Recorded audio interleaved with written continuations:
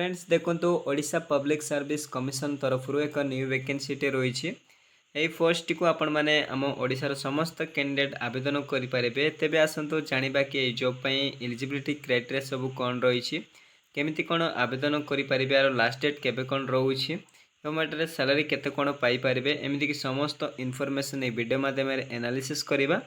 तेणुक video को शेष पर्यंत देखो जहाँफल संपूर्ण details जानीपर।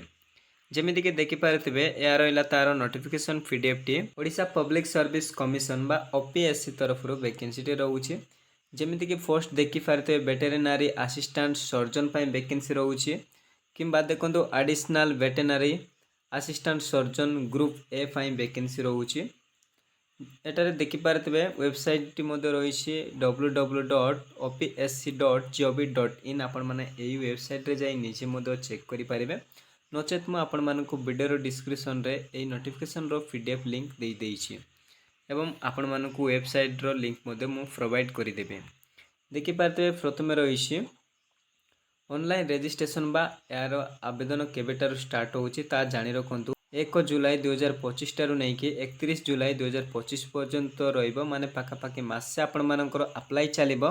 Total number of post जो देखा 506 गोटे टोटाल नंबर वैकेंसी रोचे एवं एटार जब आपण मैंने सिलेक्शन होती देखिपे लेवल 12 अनुसार आपण मैंने 56,100 टंका स्टार्टिंग सैलरी पाइपर। देन देखिपे एज लिमिट केते कोन एज लिमिट रही दरकार मिनिमम आपण मानकर 21 वर्ष माने 21 ईयर होता दरकार एवं मैक्सिमम 42 कहवा गले देखो आप 21 रु 42 वर्ष भितर रोचे ताले यही पोस्ट को आवेदन करेंगे। आपण मानकर एज कैलकुलेशन हो 1 जनवरी 2025 सुधा आपण मानकर 21 वर्ष होता दरकार। देन देखो एटारे एज रिलैक्सन रोचे देखो जो माने कि सोशली इकोनॉमिक बैकवर्ड माने जो माने कि एससी बीसी तापरे शेड्यूल ट्राइब शेड्यूल कास्ट तापरे ओमेन एक्स सर्विसमैन मानक 5 वर्षर एज रिलैक्सन एवं जो माने फिजिकल हैंडिकैप कैंडिडेट से 10 वर्षर एज रिलैक्सन रोचे। देन देखा कौन सब इनफॉरमेशन रोचे क्वालिफिकेशन जान रखु bachelor degree in veterinary science आपण मैंने वेटेरिनरी साइंस करथिबा दरकार आपण मैंने बैचलर डिग्री रे ता सहित आपण मैंने एनिमल हजबेंडरी करेंगे। देन देखो एग्जामिनेशन फी एटार आपण कौन सी एग्जामिनेशन फी ना संपूर्ण मागणार आवेदन करेंगे।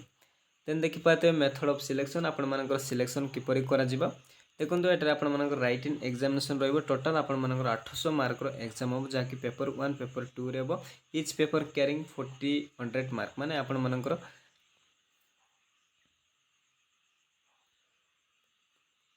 Each question carry 400 marks each question carry 400 mark माने आपण मानकर 400 मार्क रो एग्जाम हम गोटे गोटे पेपर मान टोटाल आपण मानकर 800 मार्क रो एग्जाम रोची।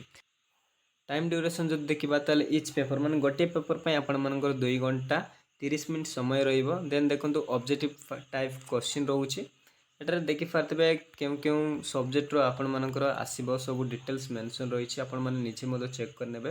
देखि पारतबे पेपर 1 रे फर्स्ट रहिबो आपण मानकर नंबर ऑफ क्वेश्चन 200 एवं टोटाल मार्क 400 रहिबो जेमति ऑब्जेक्टिव रहिबो जनरल अवेयरनेस सब्जेक्ट तापरे एटार पेपर 2 रे एनिमल साइंस रो सब रोची आपण माने निजे चेक करि पारिबे।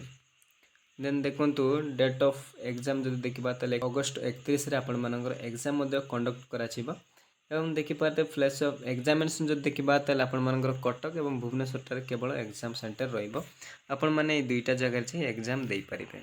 और अधिक इनफॉरमेशन पे आपण मन नोटिफिकेशन पीडीएफ को विजिट करंतु जाफल संपूर्ण डिटेल्स जानी पारिबे। फ्रेंड्स या थिला आज फाइस तो वैकेंसी डिटेल्स आपण मानक जदि ए जॉब लाइट किछि भी क्वेश्चन किबा कोनोसी डाउट रहउछि ताले आपण माने कमेंट सेक्शन रे पचारि पारिबे।